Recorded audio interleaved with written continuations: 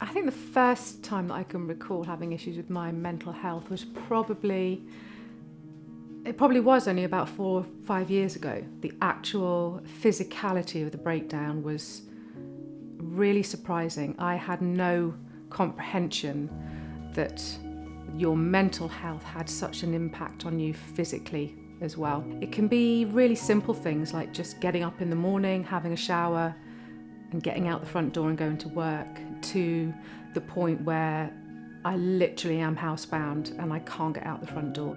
If and when it gets really bad, that's when I can see the depression coming, and that's tough. I've always been interested in the outdoors, so being up a mountain 4 years ago now in the Lake District, having been diagnosed with anxiety and depression, when I said to my best friend, this is what I could do now for the rest of my life, and she turned to me and just said, why don't you? And at that point I thought, yeah, actually, why don't I? One of the ways being outside really helps with my mental health is a feeling of perspective. When you're out there and you take the time to actually engage in what's going on around you, there is a feeling of space. There's a sense of openness and freedom.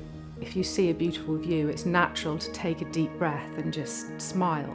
So automatically you're getting those endorphins. Through actually being in the outdoors and just spending time with my thoughts and reflecting on stuff, I can take it right back to one of my earliest memories as a child. And my fear of being judged by everybody was so incredibly heightened that I thought that everybody was against me. And now I can look back and realise that was anxiety, but they didn't have that label in the 80s. I was a kid who worried a lot.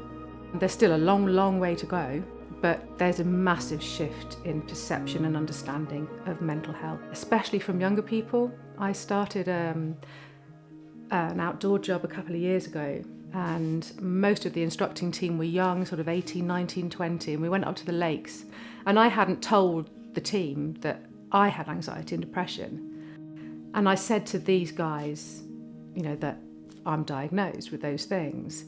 And they just went, oh, right, okay, wouldn't have thought it. And the conversation moved on. And I remember sitting there thinking, they've just literally just accepted that. I would always say, if you reach that point and that tunnel is that narrow and that dark, connect with someone, anybody. I was very lucky. I was able to phone someone who I knew, but I've often phoned the Mind helpline. You can speak to someone, especially if it's someone that you don't know, and you can almost say nothing and there's no judgment. A long silence with someone on the phone that you don't know strangely isn't awkward, but it's also comforting. So reach out for help, because that could save your life. Look after your mental health. Look at it in the same way as you look at your physical health. Those two things work hand in hand. And the easiest step to do is just to get outside, engage with nature. Best thing I ever did 4 years ago was coming out of my breakdown and changing my life and making the outdoors the focus. It's been amazing.